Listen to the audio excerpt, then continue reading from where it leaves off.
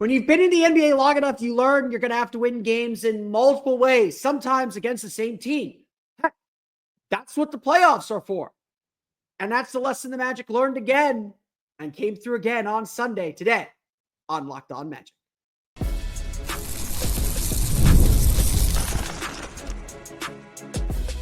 You are Locked On Magic, your daily Orlando Magic podcast, part of the Locked On Podcast Network. Your team every day. And you are indeed Locked On Magic. Today is December 1st. It will be December 2nd, 2024. My name is Philip Rossman-Reich. I'm the senior writer over at OrlandoMagicDaily.com. You can, of course, find me on Twitter at PhilipRR_OMD and on Blue Sky at PhilipRR. On today's episode of Locked On Magic, yes, it's the Nets. I'm not going to overblow this, but this is what playoff teams do. And the Orlando Magic have made no mistake that they're already thinking about the spring and what they'll need to do to be successful in the spring. The lesson the Magic learned from Sunday's win over the Nets. We'll get to that coming up here in just a moment. But before we do any of that, we want to thank you again for making Locked On Magic part of your day every day. And you can make Locked On Magic an even bigger part of your day with the Locked On Magic daily newsletters, the one stop for ultimate team and league coverage delivered right to your inbox. Sign up for free now at LockedOnDaily.com. That's LockedOnDaily.com. Start your day with the all-new free Locked On Magic newsletter. Today's episode of Locked On Magic is also brought to you by FanDuel. You can start the season with a big return on FanDuel. New customers can place a $5 bet, and you'll get started with $150 in bonus bets if you win your first $5 bet. Visit FanDuel.com to get started. Like I said, let's not overblow one game. Let's not make a mountain out of a molehill. There's a lot the Magic need to clean up after a 192 victory over the Nets. We are not going to confuse the Brooklyn Nets as some measuring stick team, as a team that tells us, oh, this team is ready for the playoffs. This team is ready to compete for something bigger. That's going to come Tuesday. We'll talk about that game a little bit later on in the show. It's all-encompassing. We'll do the whole episode tomorrow on the Magic Knicks game to close the NBA Cup. It is a big one for the Orlando Magic. But every game counts the same. Every win has the same weight and value to your record, to the ultimate goal of getting home court advantage. And being able to win games in any style, being able to find a way to win is a skill in and of itself. To have the poise to come out and take a victory when it does not look like you will get it. To have the poise to overcome frustration, to overcome a weird shooting night, a weird foul night, just a weird night in general, to overcome your best player being out with injury, but your second best player having one of his worst shooting games of the season, if not of his career. To be able to come out and find a way to win, that matters too. And that's why we have to point this stuff out. And that's why wins like Sunday night are frustrating, have a lot of things that need correction and need improvement, leave a lot on the table and leave a lot to be desired, because the Magic have set an incredibly high standard for themselves. The Magic have told us this is who we want to be, have shown us who they can be, and we sit there and say, okay, we believe you can be there. We're gonna hold you to that. We're gonna say, okay, be that team. But it's an 82-game season.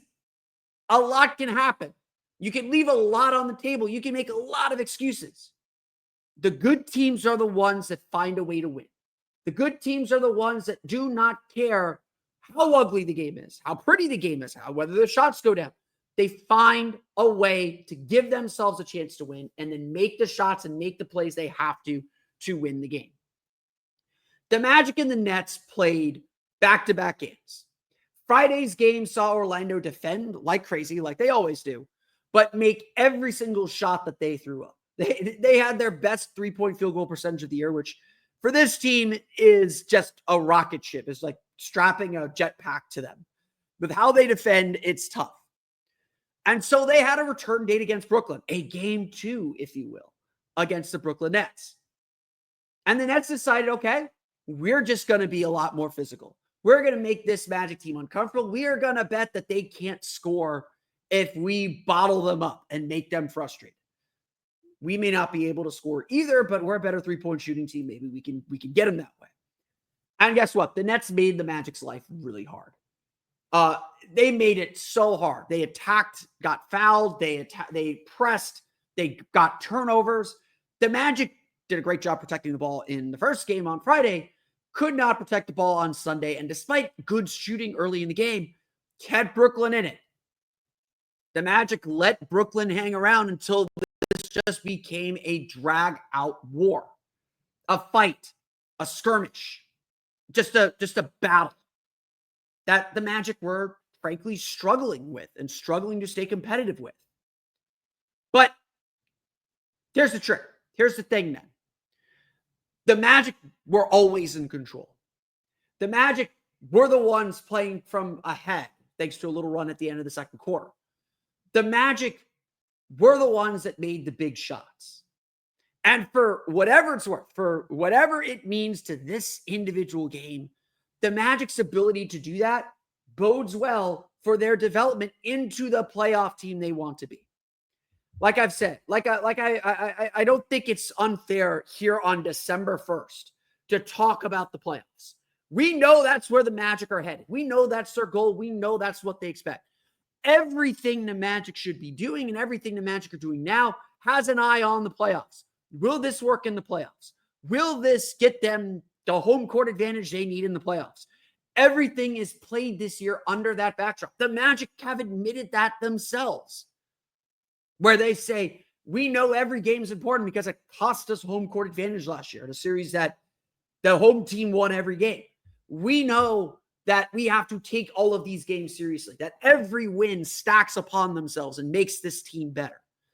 And frankly, I've asked players this after wins kind of like this one, if they would have won games like this at this point last season. And a lot of the times the answer is they don't know, because they have matured so much. They have grown so much to become a team that can win these types of games. Win games where it's just not working, where it's disjointed. Like, look, the refs called 60 fouls in this game. Whether there were 60 fouls or not, I'll leave that for you to debate. Both teams fouled a ton. The Magic got to the line a ton. There's 42, 45 free throws in this game. It was a slog, a rhythmless, just terrible, terrible, terrible game. It took 3 hours to play this game. It was like watching a SEC football game on CBS where the commercials are just too long.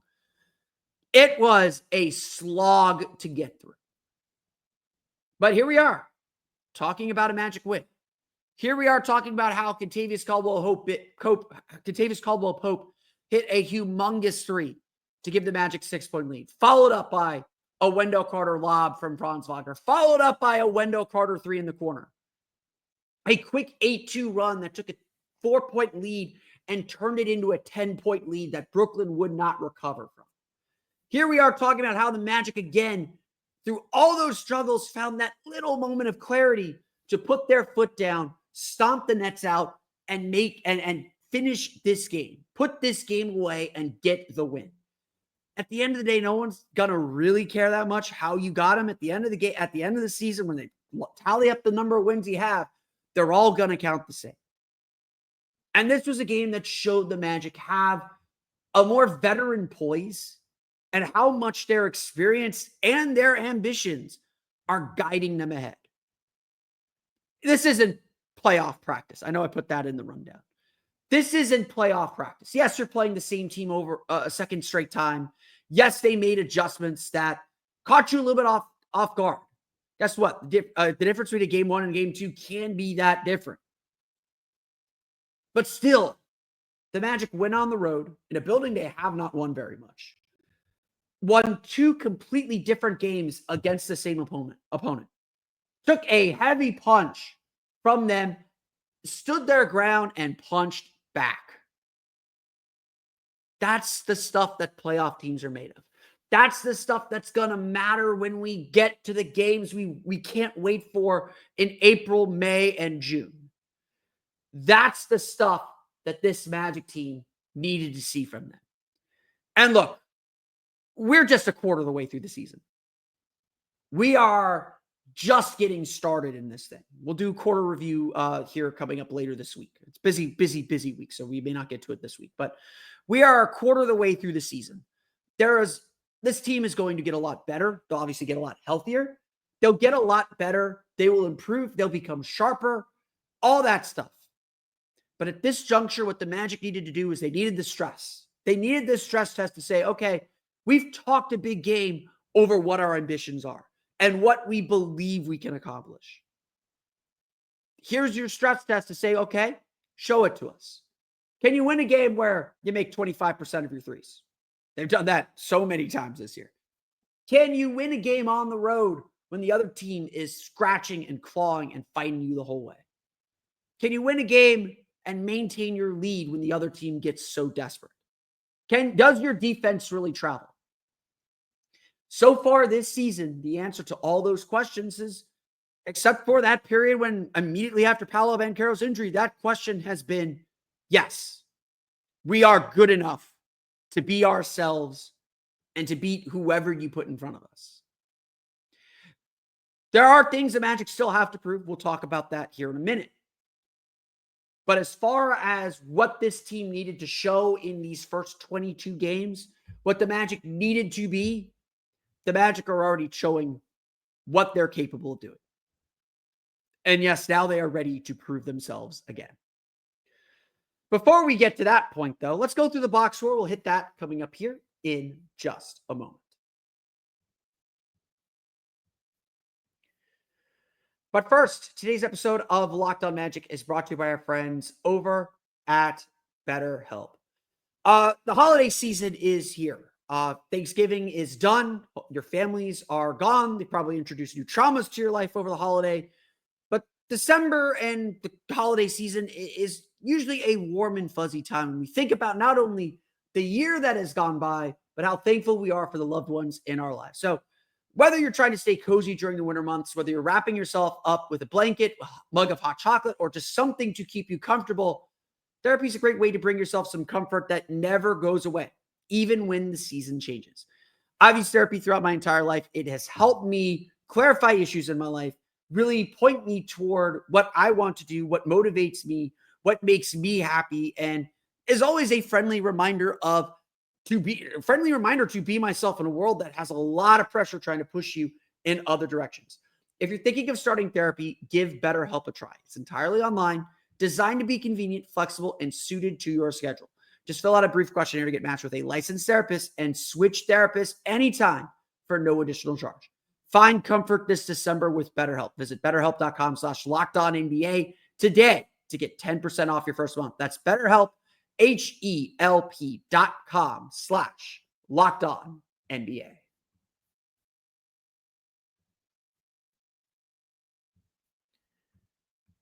Okay, we're going to go through the box score here in our second segment just because I have a more global point looking forward that I want to get to. So let's wrap up this game against Brooklyn Nets. The Orlando Magic defeat the Brooklyn Nets 100-92. And this game, in a lot of ways, has been typical of a lot of Magic games lately where it's ugly. And the Magic are trying to drag a team down into the mud and try and get teams to play their ugly kind of brand of basketball. And they force you to respond. Well, you got to give the Nets a lot of credit. They forced the Magic to respond to them. They played with a ton of intensity, a ton of pressure. They bothered the Magic. They saw how physical this game was. They embraced it, and it became a drag-out fight. And, there's maybe a little bit of bad blood from Friday's game. I wouldn't say it felt like a playoff game. But you could definitely tell like these two teams just did not want to be around each other much longer. And we won't see them again till the end of the month. And then we're done with the Nets for the rest of the season, unless they make the play-in and the Magic are the 2 seed. And that's a whole nother scenario. This was an ugly, ugly game. Just plain and simple. No other way to say it. Brooklyn shoots 38% from the floor, 8 for 31 from 3. Orlando shoots 45.9% from the floor, 7 for 28 from 3. Like I said, there were 60 combined fouls in the game. 60 combined fouls. The two teams combined to shoot 63 free throws. The Magic were 25 for 32. The Nets were 24 for 31. You can already see there is very, very little separating these two teams at this point. And so it like came down to just key plays throughout the game. Franz Wagner struggled mightily. 20 points, 4 for 17 shooting, missed all 6 of his three-pointers. But unlike previous, and he had 4 turnovers on top of that, unlike previous games, though, Franz kept finding ways to impact the game. He had 9 rebounds and 8 assists. A lot of those 8 assists were lobs to Goga Bitadze. There's at least 3 lobs to Goga Bitadze. Had another lob to Wendell Carter. Franz was still putting pressure on the defense. He shot 14 free throws, was 12 for 14 from the foul line. That is what you do when you're struggling to shoot. You find other ways to impact the game. I don't think Franz Wagner has this kind of game last year. If he struggles to shoot like this, he just struggles to shoot like this, and you just lean back on Paolo. But without Paolo there, this is the kind of game that we would expect the Magic to lose. When your best player cannot make a shot, this is the game you expect the Magic to lose in this situation. But that's not what happened. Again, credit to Franz Wagner. Found a way to keep impacting game, kept putting pressure on the defense, and got others involved. It starts with Kentavious Caldwell-Pope, 16 points, 6 for 11 shooting, 4 for 9 from 3. 2 steals, 1 block, hit a bunch of big three-pointers that gave the Magic so much momentum. The game where it just felt like there's a lid on the basket and there's just no rhythm. Every Kentavious Caldwell-Pope 3 felt humongous.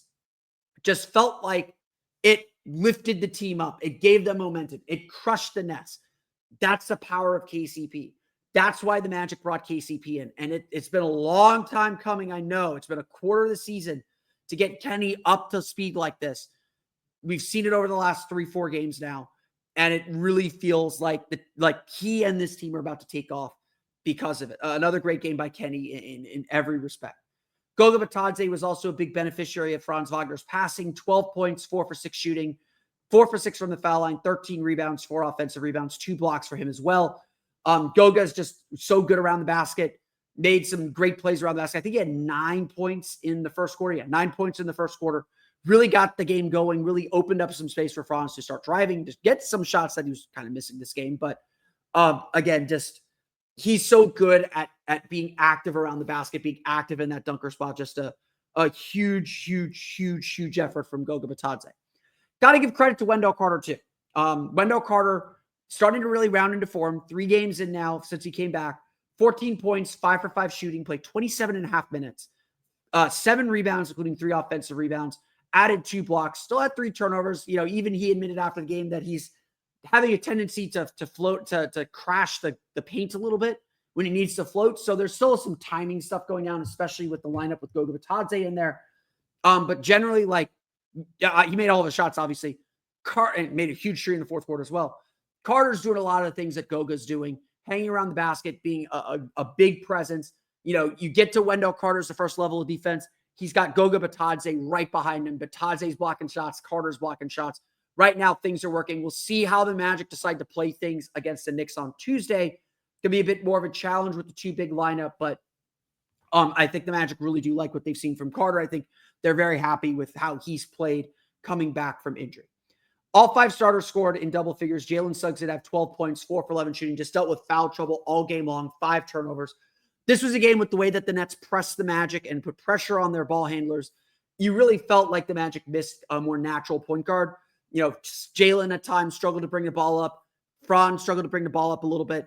Anthony Black was really good. But you could, again, no player probably got more frustrated throughout the course of the game than Jalen Suggs, just because he was at times struggling to just get the Magic into their offense. Again, I think that was a really good strategy choice by the Nets. I think we will see teams continue to press the Magic. I don't anticipate the Magic doing anything major at this trade deadline, unless we get closer and it's like, okay, they need to solve this. Paolo being back will help with this a little bit too, but again, just a good strategy by the Nets. Magic will watch some tape, figure out how they want to attack it. Anthony Black, I thought, did a solid job with this as well. 5 points, 2 for 2 shooting, 4 rebounds, 1 assist. Just getting the Magic into their offense is just so big right now. Surprisingly, low-scoring game for the Magic's bench. 12 points from Mo Wagner, 5 for 9 shooting, 8 rebounds. Jonathan Isaac played only 7.5 minutes as he dealt with foul trouble. He picked up 4 fouls very, very quickly in the second quarter. He picked up like his first 3 fouls very quickly in his first stint, picked up a 4th coming in straight out after the second quarter, picked up his 5th quickly when he got back on the floor. So a very difficult game. He actually had 4, so he didn't pick up a 5th, but very difficult game for Jonathan Isaac. You could definitely feel that. Again, just a lot of frustration because they were attacking and blocking shots, and just every little thing felt like it was a foul, and nobody wants that. They want to be allowed to play.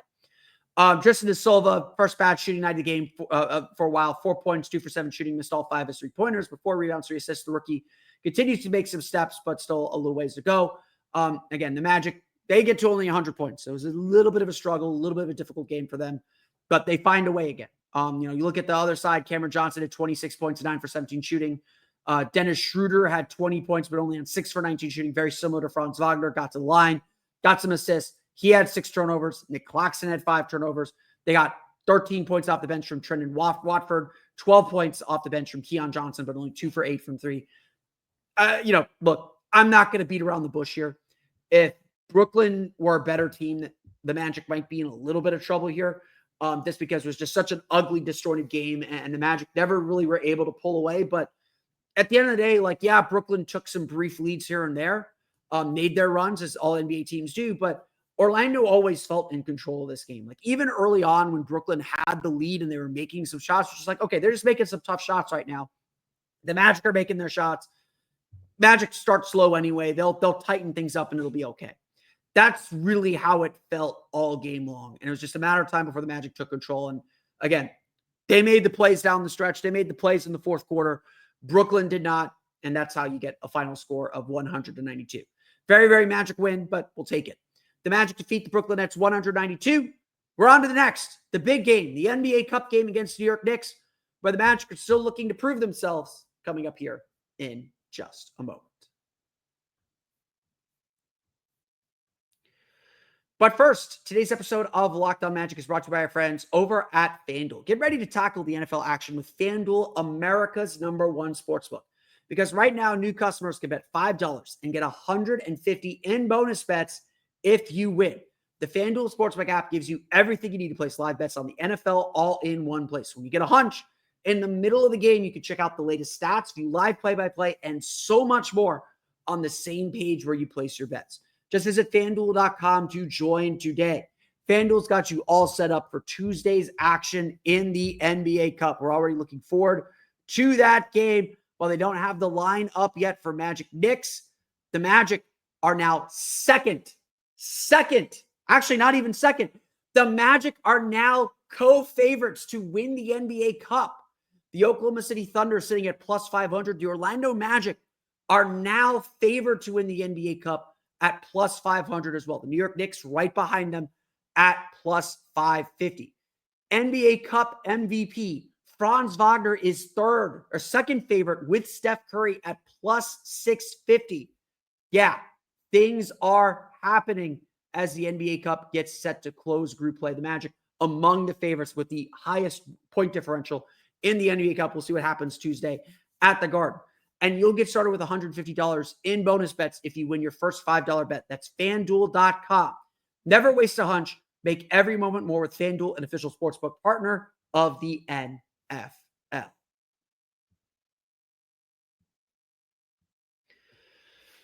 So it still feels premature. And look, if you want to criticize me for saying this, I'm not going to disagree with you. It still feels very premature to talk playoffs. It feels very immature. It is December 1st. We just passed the quarter mark of the season. We got a long, long way to go.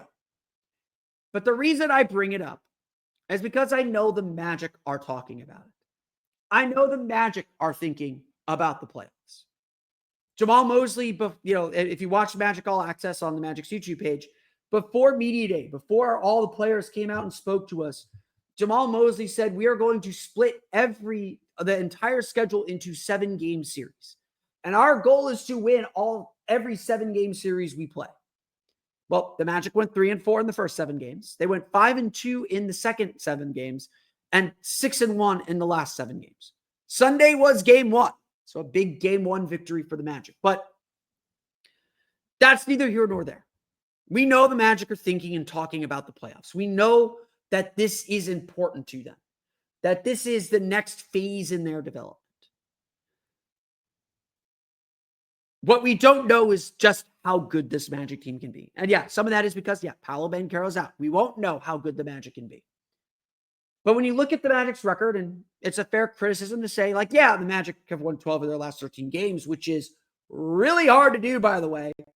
The only teams in Magic history that have won 12 of their last 13 or won 11 of their last 12 games are 1995, 1996, 2006, 2009, and 2010. I'll leave it to you to figure out what the common thread is between those teams. You could throw out the 2006 team as much as that team holds a very special place in all of our hearts. This is a very good Magic team. But they've only beaten 3 teams with records at 500 or better. The Miami Heat are at 500. The Suns were without Kevin Durant and Bradley Beal. The Lakers was a really nice win, where you could maybe argue that the Lakers gave it to them by missing all those free throws. What I'm trying to say then is, yes, the Magic have earned every single one of these wins. And every single one of these wins means something. They all count the same at the end of the year. But ultimately, the Magic know that if they're going to get where they want to go, if they're going to eventually win an NBA championship, they got to beat teams like the New York Knicks. They got to beat teams like the Cleveland Cavaliers, who they faced in that first game without Paolo Banchero. They got to beat the Oklahoma City Thunder, who they faced in one of their first games without Paolo Banchero. They've got to win these marquee games on national television with stakes on the line.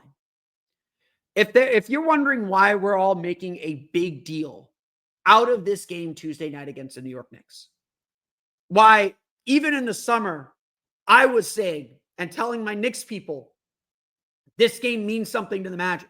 And they were like, oh, whatever. It's, NBA Cup. Who cares? I don't get it. And I was like, no. This game is going to mean something. It's not even just about the NBA Cup. It's about going to the Garden on national TV, beating an established power, especially after they brought Karl Anthony Towns in, and saying, we are here. We have arrived. The Magic are playing like the favorites because they're beating up on the bad teams like they did last year, but they're still the underdogs. They're still the new kid on the block that nobody quite believes or nobody quite knows much about. And more than anything else, the Magic should be hungry for a game like this. For New York, Philadelphia back-to-back, 2 games against the Sixers, to again put their stamp on this season and say, we are here and ready to contend. We're not just here because we're building a nice record. We're here and we are a threat. Everyone's talking about Boston and Cleveland as the 2 favorites in the East. Well, we are here too. And the only way you can prove that is by beating some of these teams. Because I see the comments, I see the trolls, everyone saying, oh, they're doing this against the Nets. They're doing this against the Bulls. You're right. They're the ones on the schedule. They're the ones the Magic are beating, and beating those teams is a skill. The Magic wouldn't be where they are. We wouldn't be in this position if the Magic weren't so ruthlessly efficient at beating these teams. But even all of last year, the Magic had the second worst record among playoff teams against teams with winning records. Even last year, while the Magic did have some very nice wins, we entered the playoffs wondering if they could stand up in a series against a more seasoned and experienced team like the Cleveland Cavaliers. Turns out they can't. They taught us and told us last year that they can. And the question again this year is whether they can. We will set up the stakes for tomorrow's game. But yes, the New York Knicks need a win to advance. They can only advance out of group play by winning the group. The Magic are the ones with the cushion. The Orlando Magic can lose by as much as 30 points and still advance as the wild card in the NBA Cup. That is become the official designation. I will double check that math, but the Magic essentially would have to get run off the court to not advance in the NBA Cup. And with that, yes, comes another national TV game, another moment in the spotlight, another opportunity to win big. That is what is on the line. And the Magic have to prove themselves. They have to, at some point, win these games. They have to, at some point, show that they are not just this nice young team beating up on all the little people of the league. They got to beat some of the top dogs. They got to beat some of the big names. Franz Wagner's huge game-winning shot doesn't resonate around the league if it's not against the Lakers.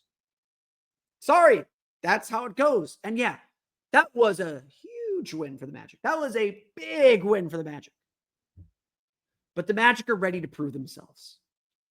They've already shown they can take care of the Nets. And look, lots to clean up from Sunday's game. I'm not going to pretend that was a sterling performance. They got the job done, and that's a skill in and of itself too. They got the job done. But the Magic are ready to prove themselves on a bigger stage, with bigger stakes, with more on the line. And it's time for us to see what this team can do. I, for one, have been waiting for December 3rd since the schedule came out.